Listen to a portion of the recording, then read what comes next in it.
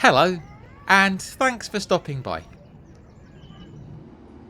If you follow the Metropolitan line out to its furthest western reaches, Amersham, Chesham and Chalfont-and-Latimer, you'll eventually leave the chaos of London behind and enter the Chilterns, a landscape of rolling hills, ancient woodlands and picturesque towns and villages, stretching for some 45 miles between Reading and Hitchin. The Chilterns, which cover parts of Oxfordshire, Buckinghamshire, Hertfordshire and Bedfordshire, are an area of outstanding natural beauty. Yet amongst these hills there lie some decidedly unexpected sights, including creepy roads, a totem pole, a deep network of caves carved out by an old secret society, and more. In this video, I'd like to take you on a journey across the Chilterns and show you some of the strangest things hidden within them. So then, let's go and see what we can find. We'll begin at a point in the middle of the Chilterns, where just outside the town of Princess Risborough, there looms the huge Whiteleaf Cross. Carved into the chalk of Whiteleaf Hill, the Whiteleaf Cross is rather mysterious, for nobody knows who exactly made it, or indeed when. It was first recorded in 1742 by Oxford academic Francis Wise, and even then, he thought the cross dated from antiquity. Since then, it's featured in a number of artworks, such as this 1931 painting by Paul Nash. One theory as to its origins is that the Saxons may have created the cross to celebrate the victory of Edward the Elder, Alfred the Great's son, for defeating the Danes at the Battle of Tettenhall in the year 910. Others speculate that it's a little more recent than that, and was carved out to mark the end of the English Civil War, which would date it to the mid-17th century. Whilst we're at the Whiteleaf Cross, it's also worth noting the remains of these trenches, which can be seen in a nearby woodland. They date from the Great War, and were once much deeper, having been dug in the winter of 1914 to provide training for soldiers destined for the hell of the Western Front.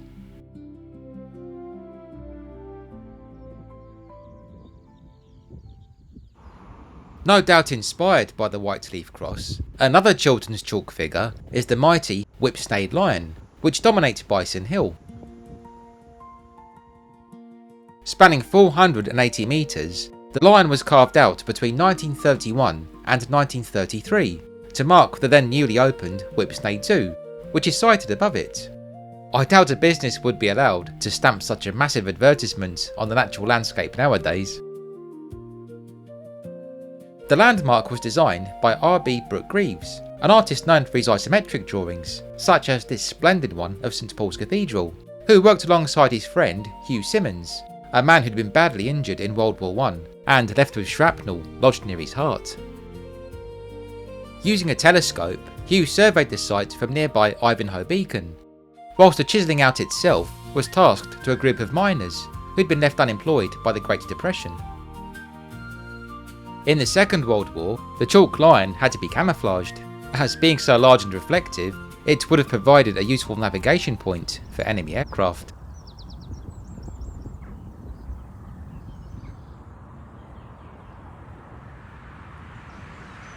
Located between Wing and Cheddington, Mentmore Towers is a grand mansion built between 1852 and 1854 for Baron Meyer de Rothschild.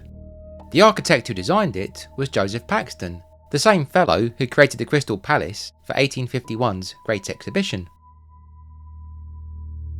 In World War II, artworks from the National Portrait Gallery were sent here for safekeeping. Although well guarded, it's impossible to get close to. Mentmore Towers has in fact lain empty for many years, so much so that it's feared the structure may be beginning to rot. What makes this building particularly eerie is that its exterior was used by director Stanley Kubrick in his final film Eyes Wide Shut, released shortly after his death in 1999. It appears as the mansion where Dr. Bill Harford, played by Tom Cruise, sneaks inside and bears witness to a highly secretive and deeply sinister ritual.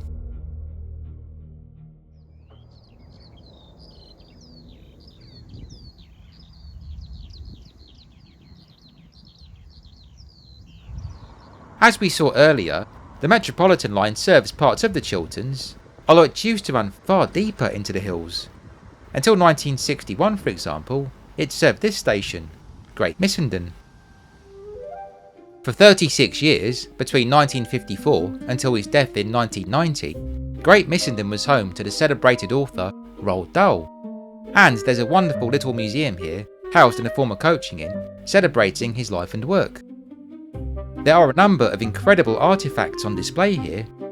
In World War II, Roald Dahl served in the RAF, and you can see his flying helmet and medals. These original illustrations, dating from 1984, were created for the BBC's Jackanory series, when the late great Rick Mayall read George's Marvellous Medicine. And this is the actual costume worn by Johnny Depp for his role as Willy Wonka in the 2005 adaptation of Charlie and the Chocolate Factory. There's even a golden ticket prop too. Most intriguing of all though is Roald Dahl's writing shed, which was transferred from his nearby home and painstakingly relayed here in the museum. From this very chair, all of Roald Dahl's characters came into being. The gentle BFG, the tyrannical Miss Trunchbull, the grotesque Twits, the utterly terrifying Grand High Witch, and many more. For adults meanwhile, Roald Dahl was the master of short stories with a twist. And again, all of those tales were penned from this very chair, many of which were adapted for the television series Tales of the Unexpected, which ran from 1979 to 1988. Close to the museum is Angling Spring Wood, a peaceful, atmospheric place where Roald Dahl would often go for a stroll when in need of inspiration. Whilst we're on the subject of great writers, it's worth pointing out that you can also visit the home of the 17th century poet John Milton, who came to this picturesque cottage in the Chilterns at Chalfont St Giles in 1665 to escape the Great Plague that was ravaging London. Here, in this very room, Milton composed his greatest work, the epic poem Paradise Lost, which he completed in 1667. By the time he came to write it though, Milton had gone completely blind, and so dictated the words to his daughters, Deborah and Mary. Although Paradise Lost was well received at the time, Milton also faced much criticism for portraying its protagonist, Satan, as a sympathetic character. But then, everyone loves a villain, don't they?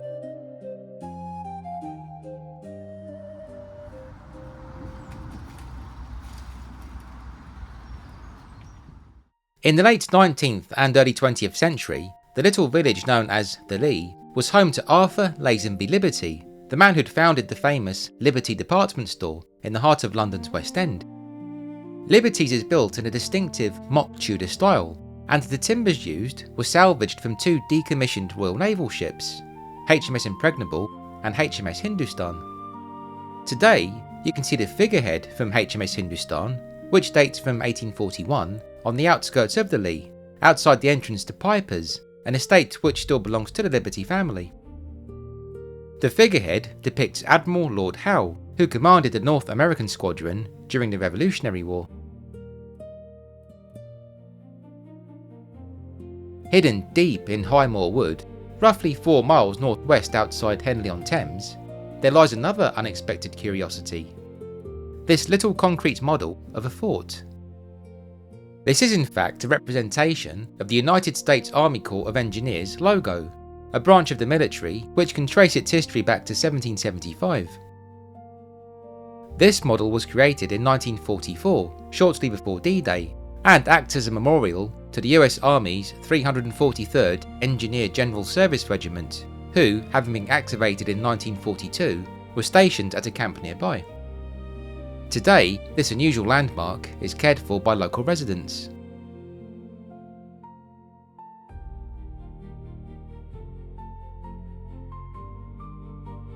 The Grand Union Canal, which connects London and Birmingham, winds right through the Chilterns, and at the point where it passes through Berkhamsted, you'll find this impressive totem pole. This totem is authentic. It was crafted from red cedar by the Kwakiutl First Nations people, who hail from the Canadian Pacific northwest coast. It's also fairly recent.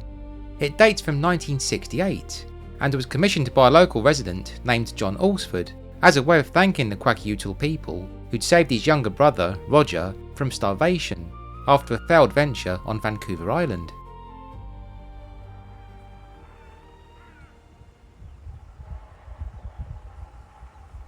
North of Berkhamsted, deep in the countryside off of Nettledene Road, there's a hard to find and very eerie landmark known as the Devil's Bridge.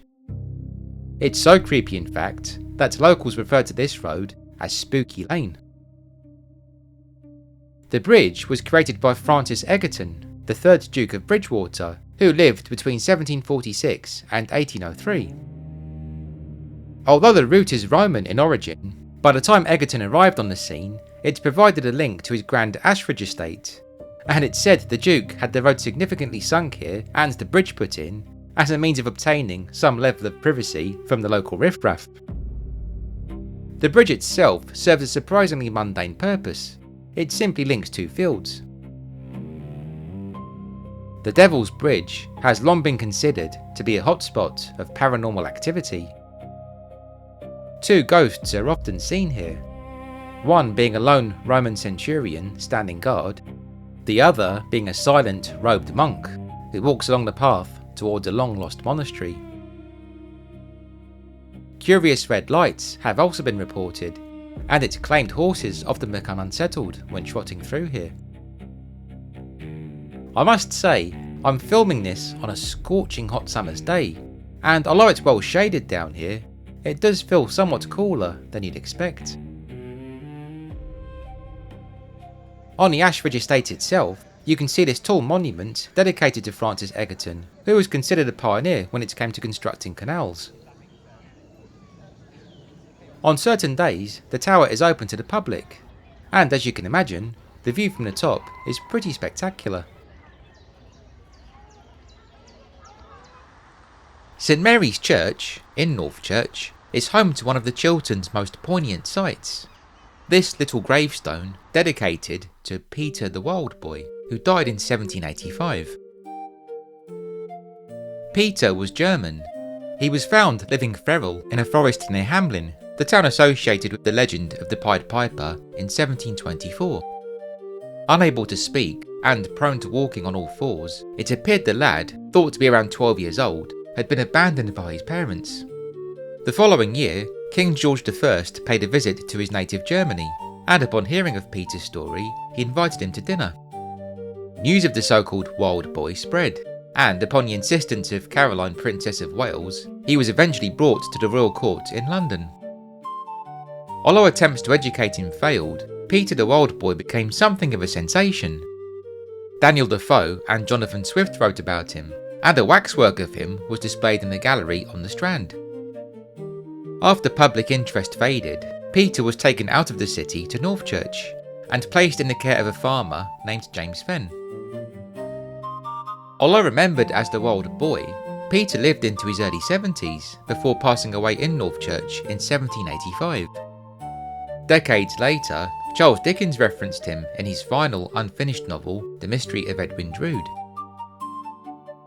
Today, it's thought Peter may have had the extremely rare genetic condition known as Pitt-Hopkins syndrome.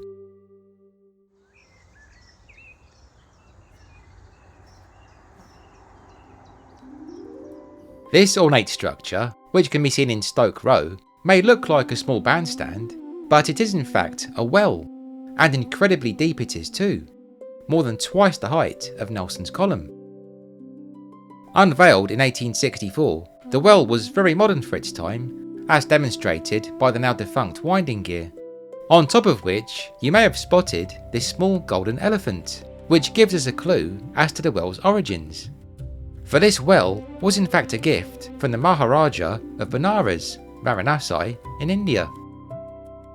The Maharaja was friends with an Englishman named Edward Reed, who, one day when discussing droughts, happened to mention that towns and villages in the Chilterns also suffered water shortages, a result of the chalky landscape.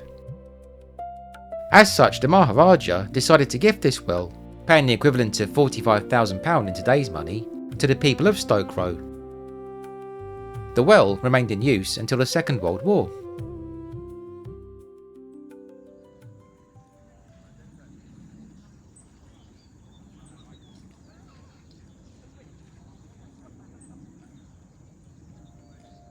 Finally, we come to what's arguably the strangest feature of all in the Chilterns.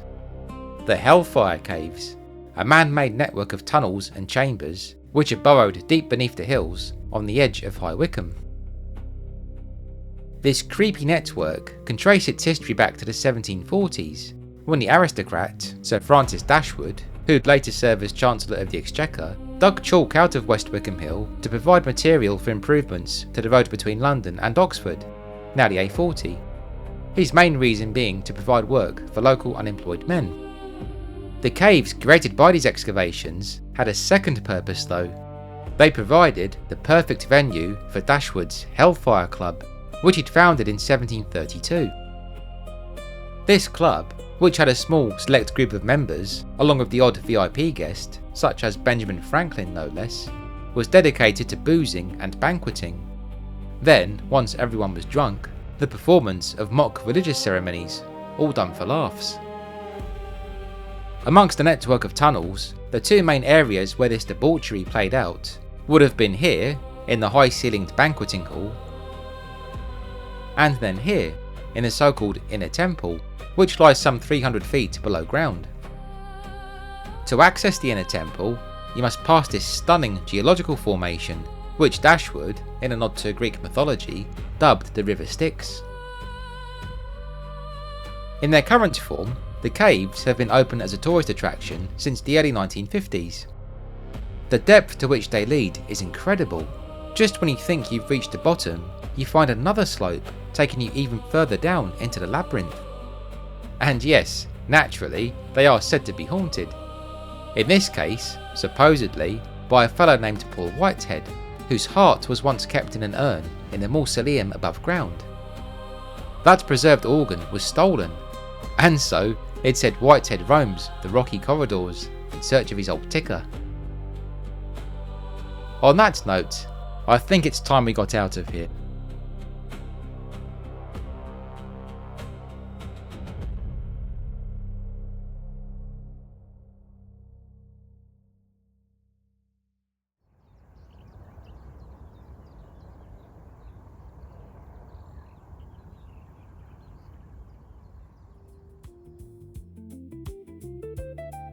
Thank you so much for watching.